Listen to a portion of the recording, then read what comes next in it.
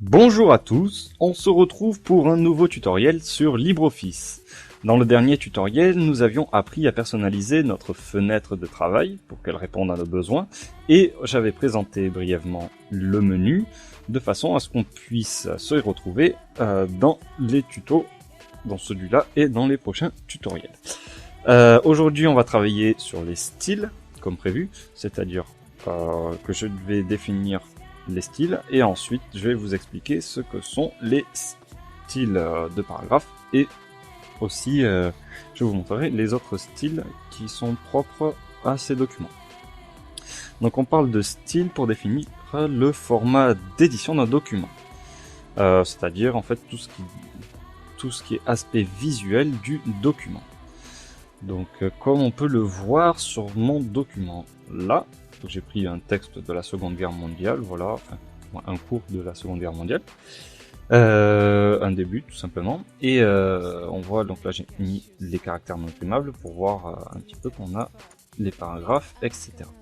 Donc on va faire du formatage rapide et je vous montrerai la méthode de formatage par les styles. Donc le style de formatage rapide.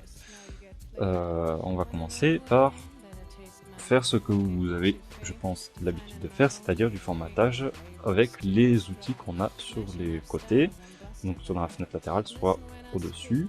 Donc là, je veux le mettre en gras, c'est notre titre, en gras, je le mets bien en gros, en évidence, je le centre, et je le mets en rouge. Le second, je le mets en exposant. Voilà. Donc ça, c'est ce que j'appelle le formatage rapide au travers des boutons. Il y a aussi le formatage rapide au travers des fenêtres de formatage. Donc soit on clique sur plus d'options ici, soit on fait clic droit et on va dans caractère, soit je fais format caractère. Et là, je vais pouvoir mettre en page ma sélection, mais au travers des options de caractère. C'est-à-dire que tout ce qui est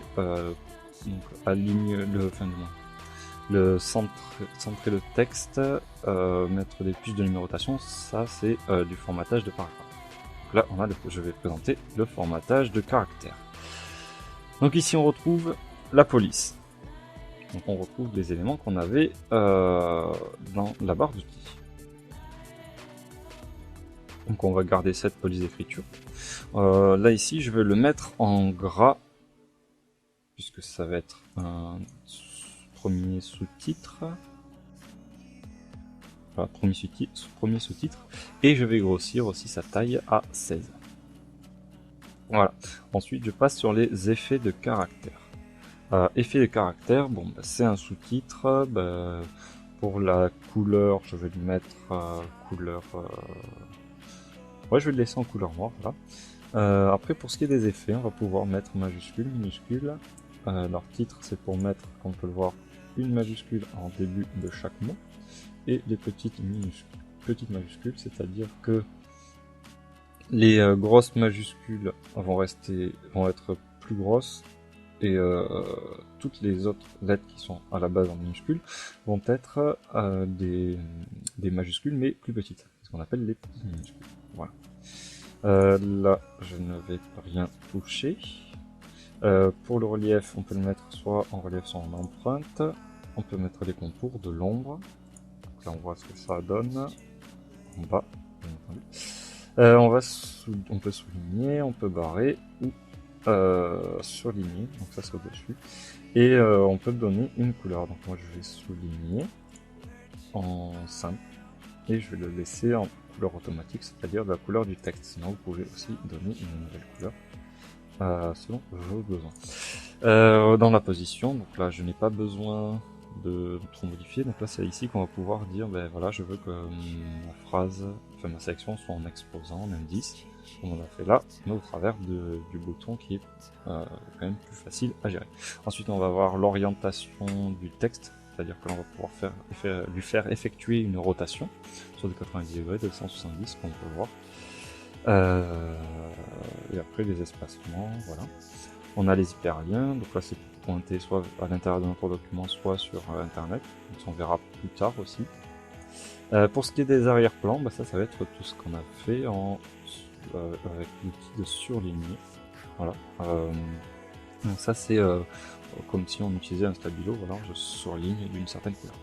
On va pas y toucher. Et ensuite on a les bordures. Donc bordures, on peut encadrer certains mots par exemple. Si on veut mettre en avant des dates, on peut par exemple encadrer la date au travers de cet élément là. Donc on clique, on va mettre les dates, on va mettre les lignes tout autour. On peut choisir quel type de ligne on veut. Voilà, on peut choisir sa largeur, la couleur ici. On peut même mettre une ombre à l'encadrer. Donc si on met pas de bordure, on verra rien, ce sera juste du blanc avec un peu d'ombre. Mais si on a une bordure et de l'ombre, ça pourra mettre en relief notre élément. Une fois qu'on a les bordures, on voit qu'on peut aussi modifier l'espace entre le texte et les bordures. Donc là, je peux mettre 0,4 cm de chaque côté autour de mon texte. Et on peut désynchroniser, auquel cas on va pouvoir dire, ben voilà, en bas je veux 0,10, sur à droite et à gauche je veux 0,4 cm, et en haut ben, je veux pareil 0,10, auquel cas si je le montre, je vous montre ce que ça donne.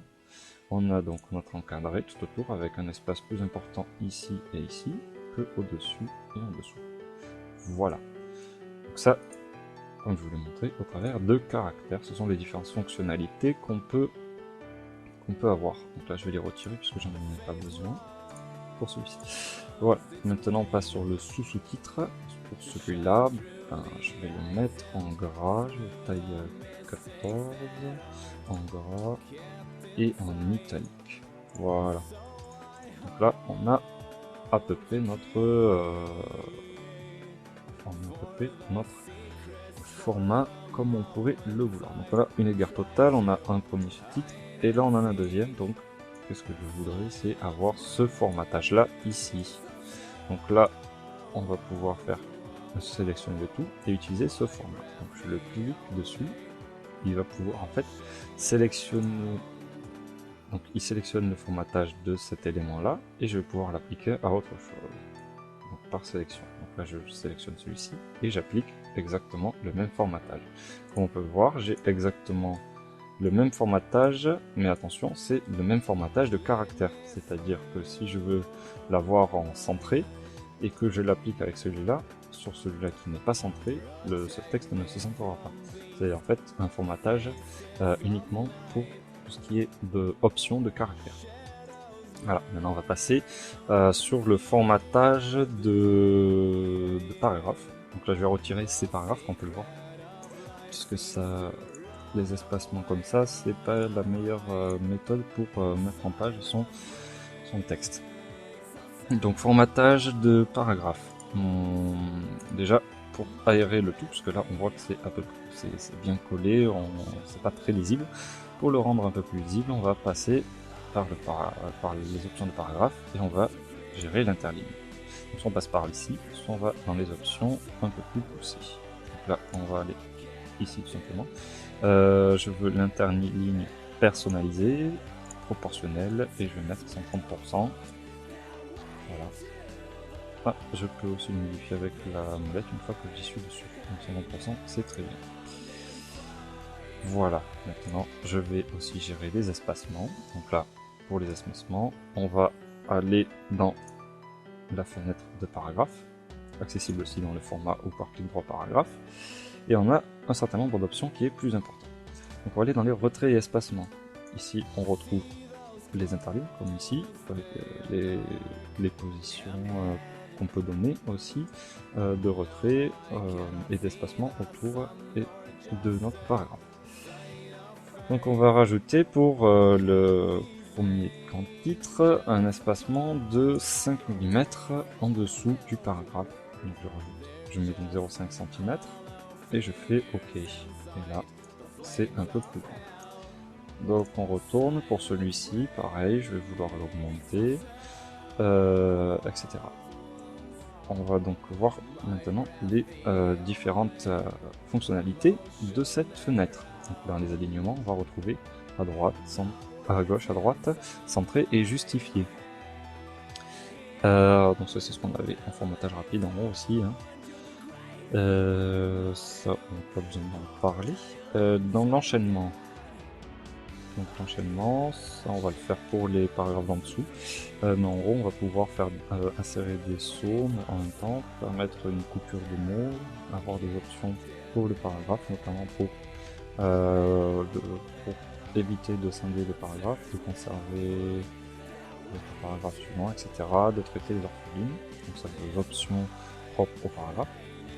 Ensuite on a les plans et numérotation, donc ça je l'utilise pas trop, je vais vous montrer une méthode qui permet d'aller plus vite que d'utiliser ces éléments là, et que ce soit plus propre, parce que même si ici c'est censé être l'endroit où on peut bien gérer la chose, c'est pas toujours facile, notamment quand on veut faire apparaître certains éléments dans les dans l'index ou dans les tables de matière. Voilà.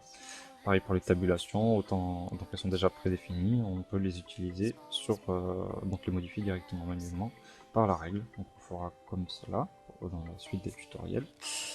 Pour ce qui est des lettrines, ça, voilà, on voit le U en plus gros.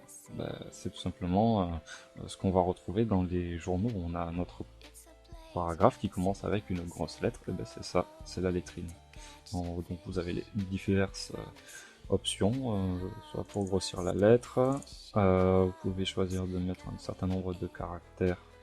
Voilà, donc là j'ai un caractère en plus. Je peux choisir le mot entier, donc la une. À vous de voir. Là, texte, ça on enlève. Et on peut aussi lui appliquer un style de caractère. Donc ça on verra après quels sont les différents styles de caractère. Il faut savoir qu'on peut directement appliquer un style plutôt que soi-même le modifier après. Ensuite nous avons la bordure. Bordure c'est le même principe que pour le texte, sauf que là ça va s'appliquer directement à la totalité du paragraphe. De même que l'arrière-plan. L'arrière-plan qu'on avait qui permettait de surligner un peu comme un stabilo, ben là ça va surligner la totalité du paragraphe. Ça ne s'arrête pas au mot uniquement, ça prend la totalité du paragraphe. Donc là on en a fini avec ces éléments là. Donc on fait OK, si j'ai bien fait les retraits espacement. Donc là pour celui-là on va rajouter, on va mettre 0,3. Voilà. Pour lui on va mettre 0,2. Voilà. Par contre, toi, je vais retirer la lettrine puisque j'ai oublié de l'enlever. Lettrine, je la retire. Ok. Voilà, voilà. Et maintenant, on va passer. Pour celui-là aussi, on va l'augmenter. 0,2. On va passer pour ce paragraphe. Donc, on va sélectionner le tout et celui-là puisque ce sont les mêmes paragraphes. Donc, on va faire clic droit, paragraphe. Et là on retrouve toutes les options qu'on avait tout à l'heure que je vous ai présentées. On va faire gérer les retraits et espacements, donc on va augmenter de 0,1, ouais ça va être très bien.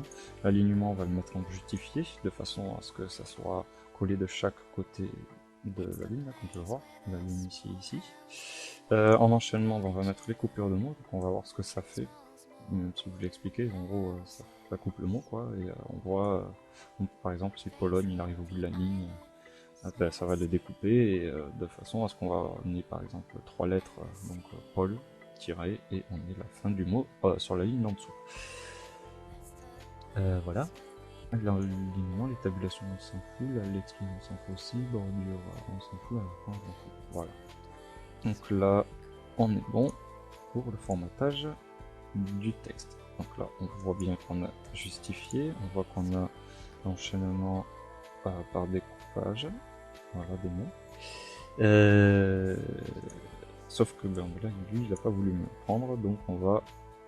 C'est là que maintenant on va prendre en compte le formatage des styles, puisque là, voilà, je l'ai fait pour celui-là, mais il faudrait que je recommence, donc je vais pas repasser par les options, tout modifier, et ainsi de suite pour tout le paragraphe de mon texte. Bon, là, il n'y en a pas beaucoup, mais on va voir autrement. Donc, c'est les styles de formatage. Donc, le formatage par style. On voit qu'il y a les styles de paragraphe, les styles de caractère, les styles de cadre, les styles de page et les styles de liste. Donc là aujourd'hui on s'intéresse uniquement au style de paragraphe, mais il faut savoir que les autres existent et qu'on peut modifier directement les éléments de notre document. Donc ces éléments-là, on va les modifier tout simplement en corps de texte, voilà, pour aller plus vite. Donc on va perdre le formatage que j'ai déjà fait, mais on va utiliser cette fois-ci les corps de texte. Donc on voit le formatage du corps de texte qui est déjà prédéfini avec un espacement, déjà avec un espacement, voilà. Et donc celui-ci, on va appliquer le corps de texte. Donc là, maintenant qu'on l'a utilisé, il est présent dans la liste. Donc on clique dessus, corps de texte, et là on voit que l'interligne est un petit peu diminué, que l'espacement a été modifié, etc. Donc là, c'est tout simplement le formatage par style. Donc je vais vous laisser un peu sur votre faim puisque je ne vais pas vous apprendre à modifier les styles de paragraphes dans ce tutoriel là. Je vais le garder pour le prochain. Donc on verra plus en détail la création des styles de paragraphes, leur modification, et si c'est possible, on verra aussi les autres types de styles que je vous ai présentés tout à l'heure. C'est la fin de ce tutoriel, j'espère qu'il vous aura plu. Si c'est le cas, faites un petit j'aime, vous pouvez aussi partager la vidéo, la commenter et abonnez-vous. Allez, au prochain tuto.